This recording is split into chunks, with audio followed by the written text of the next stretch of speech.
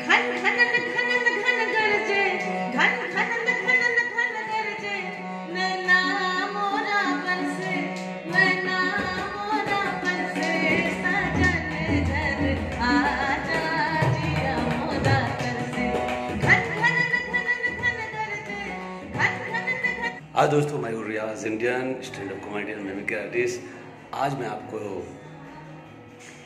Classical की दुनिया में ले चलता हूँ। आज मैं आपको दिखाऊंगा पद्मश्री डॉक्टर शमा घोष जी को लाइव। पंडित संदीप मिश्रा और घनश्याम चंद की डुएट करवाएंगे और उनके साथ मैं अपनी प्रिय तजरीब को गाएंगी और एक डॉक्यू ड्रामा जो कि 3 national award winner film director Shubhankar Ghosh ji ने बनाया है उसको दिखाएंगे। और इसमें शिक्षा अभियान की अवार्ड भी दी जाएगी बाबा बिस्मिल्लाह खान साहब के नाम पर, क्योंकि उस दिन 5 सितंबर है, टीचर्स डे भी है। तो आप लोग का अभी से निमंत्रण कर रही हूँ। बाबा के साथ मेरा साथ था 2001 से 2006 तक। 2001 4 मार्च को मैं पहली बार उनसे मिली थी, मेरी गुरु माँ श्रीमती बागेश्वरी देवी जी के बरसी में। उसके बाद मैं जितनी उनके करीब आती रही, मैं अभिभूत होती रही उनके अंदर एक विराट इंसान को देखकर, जिनका मजहब था संगीत और इंसानियत। और संगीत में वो सबको एक मानते थे। आखिर तक उन्होंने संगीत में सभी को एक मान के गए और हमेशा कहते थे कि इंशाल्लाह संगीत लेके चलो तो दुनिया में झगड़ा नहीं होगा, क्योंकि संगीत में तो हम सब एक ही है। और संगीत में उनको सुर महाराज दिखता था, अल्लाह दिखता था, सब कुछ संगीत में दिखता था। तो आज मैं उनको इस तरह से याद कर रही हूँ कि क्या क्या मैंने उनसे पाया है। जब मैं उनके घर जाती थी तो मैं एक दिन कहा था कि बाबा कल मैं थोड़ा देर से आऊँगी, क्योंकि मैं विश्वनाथ जी दर्शन करके आऊँगी। तो उन्होंने कहा अच्छा, मैं तो रोज़ जाता था उस मंदिर में, आजकल नहीं जा पाता, तो तुम अपना फूल चढ़ा देना और उसके बाद मेरा भी एक फूल चढ़ा देना। मैं आजकल घर से ही शहनाई को मंदिर की तरफ करके बजाता। तो ये थे हमारे भारत रत्न उस्ताद बिस्मिल्लाह खान साहब। और मैं समझती हूँ कि जब तक सूरज चंदा रहेगा, बिस्मिल्लाह का नाम अमर रहेगा, क्योंकि मैंने उनसे बहुत कुछ पाया है। जब पहली बार उनसे मेरी मुलाकात हुई थी तो मैं एक ठुमरी गा रही थी स्टेज में, तो अपने व्हील चेयर को रोक लिए और बोले कौन गा रहा है ये? तो सब ने कहा कि जिन्होंने आपको बुलाया है वही गा रही है। बोले ये तो पुराना रसूलन है, रसूलन गा रही है। तो ये ऑनर उन्होंने मुझे दिया था। उनकी ज़िंदगी में 3 गायिकाएं थी, 3 गायिकाओं को बहुत पसंद करते थे, रसूलन बाई, बेगम अख्तर और लता मंगेशकर। तो उन्होंने मुझ में रसूलन बाई पाए थे। ये मेरे लिए बहुत खुशनसीबी है। मैं इसके लायक भी नहीं हूँ, लेकिन जब ऊपर वाला किसी को देता है तो छप्पर फोड़ के देता है। मैं उनके चरण पे समर्पित हूँ, तो शायद इसलिए मेरे ज़िंदगी में भगवान शिव के रूप में भारत रत्न उस्ताद बिस्मिल्लाह खान साहब आए। तो उनकी याद में मैं देश की एक ठुमरी 2 लाइन गाऊंगी, क्योंकि ये भादों का महीना है, इस समय देश की ठुमरी गाई जाती है। मेरे साथ साथ दे रहे हैं हारमोनियम में ओंकार अग्निहोत्री जी, बहुत ही टैलेंटेड हारमोनियम वादक है। और तबले में है नाजिश हुसैन जी, ये भी बहुत ही प्रतिभावान तबला वादक है। तो हम लोग तीनों मिलके उनको याद करेंगे।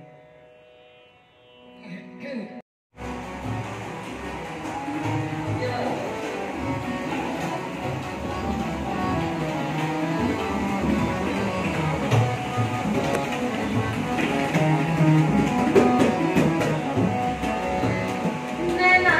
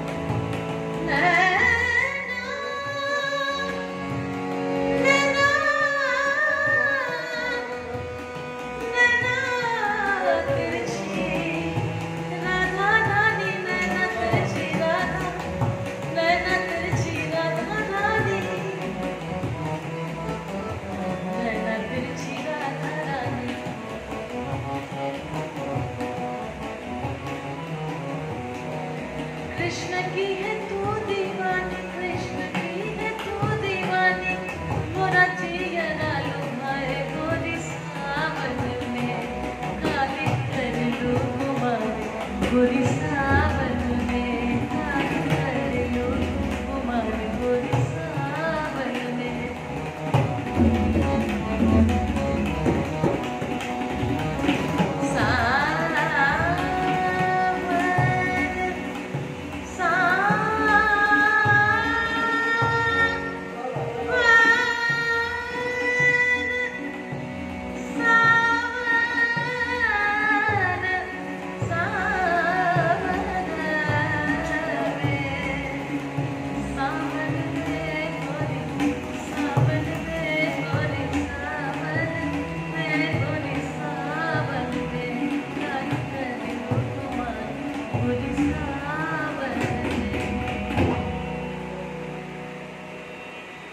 बाबा और शिव एक हो गए मेरे लिए।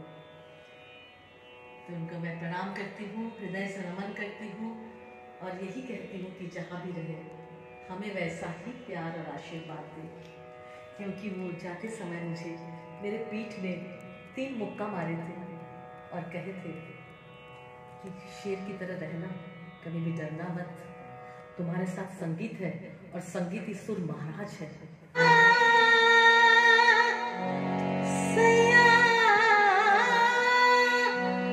ये सुफियान अंदाज की ठुमरी है। मोरा